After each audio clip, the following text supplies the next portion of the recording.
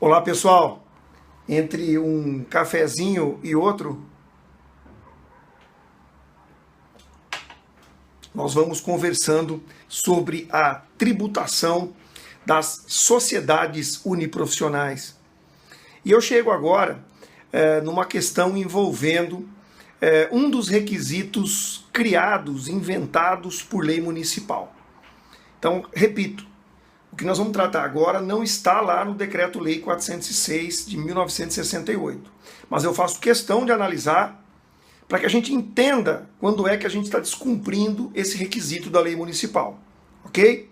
Esse é o objetivo. A pergunta, então, muito recorrente, pode ser resumida dessa maneira.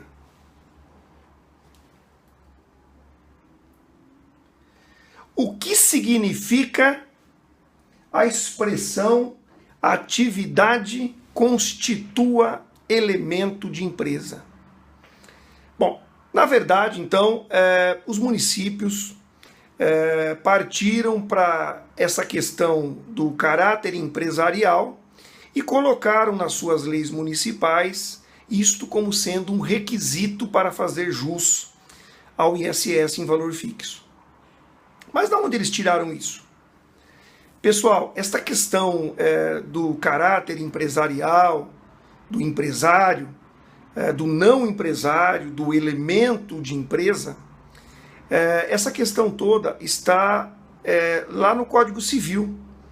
Existe lá no Código Civil um dispositivo, né, e esse é o primeiro ponto importante, que estabelece que quem exerce atividade intelectual de natureza científica não pode ser considerado empresário. Então, o contabilista, o advogado, o engenheiro, o médico jamais será considerado empresário quando executar aquela atividade de cunho científico, natureza intelectual com caráter científico. E esse, na verdade, essa é a essência dessas atividades. O advogado, o contabilista, mesmo quando ele se associa, ele continua exercendo uma atividade científica, ou melhor, ele continua exercendo uma atividade intelectual de natureza científica. Mesmo quando associado. E principalmente, pessoal, quando ele executa esta atividade de forma pessoal e com responsabilidade pessoal. Isso não tem nada a ver com o tipo societário, ok? O fato dele exercer atividade de natureza intelectual e de cunho científico não tem nada a ver com o tipo societário, e ele então não será considerado empresário. Muito bem, evoluindo um pouco. O mesmo dispositivo, ele tem lá uma previsão de que quando o exercício dessa atividade, lembrando, atividade científica, certo? Intelectual de natureza científica. Quando isto for considerado elemento de empresa, aí sim nós estaremos diante do caráter empresarial. Tem uma exceção lá no Código Civil. Vamos entender então o que é elemento de empresa. Vários doutrinadores já se debruçaram sobre esse tema e hoje é praticamente unânime a definição dessa expressão. Melhor do que ficar indo no texto do Código Civil ou ficar aqui tratando de teorias, melhor do que tudo isso é dar alguns exemplos de uma situação e de outra. Então, vamos lá. Dois médicos que se associam, eles constituem uma sociedade, qualquer que seja o tipo societário, e eles exercem, então, aquela atividade para o qual eles foram habilitados, que é uma atividade, então, repetindo, intelectual de natureza científica, eles exercem essa atividade de forma pessoal e com responsabilidade pessoal. Nós estamos diante, então, de uma sociedade que faz jus ao ISS fixo, atendendo à lei municipal, ok? Muito bem, esses dois médicos resolvem que Além da atividade pessoal deles, de medicina, eles vão agregar algumas atividades que são típicas de um spa.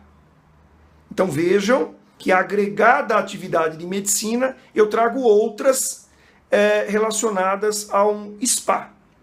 Atividades, muitas vezes, estranhas à medicina, à habilitação de seus sócios. Vejam que a medicina, que até então era exercida de forma pessoal pela sociedade, pelos sócios da sociedade, ela se constituiu como um elemento da empresa spa.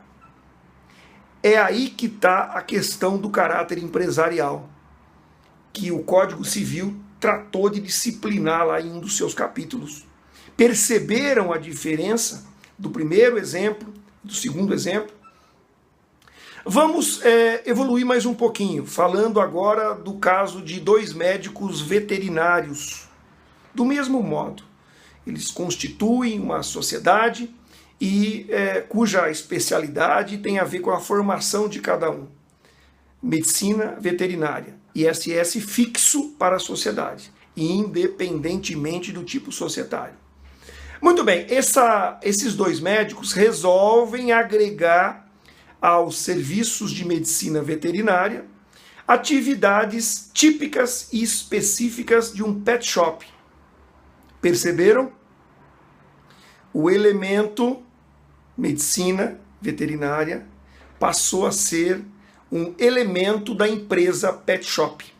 Integrado, ele está contido dentro do pet shop. Aí está o caráter empresarial que o Código Civil fez questão de disciplinar num capítulo próprio. Pessoal, no primeiro caso, os 2 médicos exercendo medicina veterinária e ISS fixo. O pet shop, que tem dentre as suas atividades a medicina veterinária, ele tem caráter empresarial e descumpre a lei municipal, ele não poderia pagar ISS em valor fixo. E repito, tudo isso independentemente do tipo societário. Vejam esses 2 exemplos, acho que são mais do que suficientes para que vocês percebam que a prefeitura, as prefeituras do Brasil fizeram uma confusão danada em torno do tema. Eles estão tratando como elemento de empresa aquelas sociedades que se estruturam para prestar o serviço com o auxílio de funcionários, com alguns auxiliares, com profissionais habilitados que são contratados em nome da sociedade. Isso não tem nada a ver com caráter empresarial e com elemento de empresa. É perfeitamente possível que uma sociedade contrate pessoas, uma atendente, uma recepcionista, auxiliares para a prestação de serviços e que seus sócios continuem prestando o serviço de forma pessoal. Isso não interfere na questão do caráter empresarial e não cria o elemento empresa que está previsto no Código Civil. E mais uma vez eu afirmo, o tipo societário também não tem nada a ver com isso. Pessoal, é assim que eu compreendo a questão do elemento empresa. E é assim que deveria ser tratado pela prefeitura. Mais uma vez esse requisito foi distorcido e apenas pelo fato de eu ter uma estrutura, de eu ter funcionários, de eu ter, por exemplo, uma filial, a prefeitura está entendendo que isso vai ao encontro do que diz o Código Civil quando fala do elemento empresa. E como nós vimos, uma coisa não tem nada a ver com a outra. No próximo slide, desculpem, no próximo vídeo, eu vou continuar falando um pouquinho sobre elemento de empresa e sobre tipo societário, para a gente encerrar essas questões aí que estão atormentando a vida de muitas sociedades. Mais uma vez, obrigado pela sua atenção e não perca!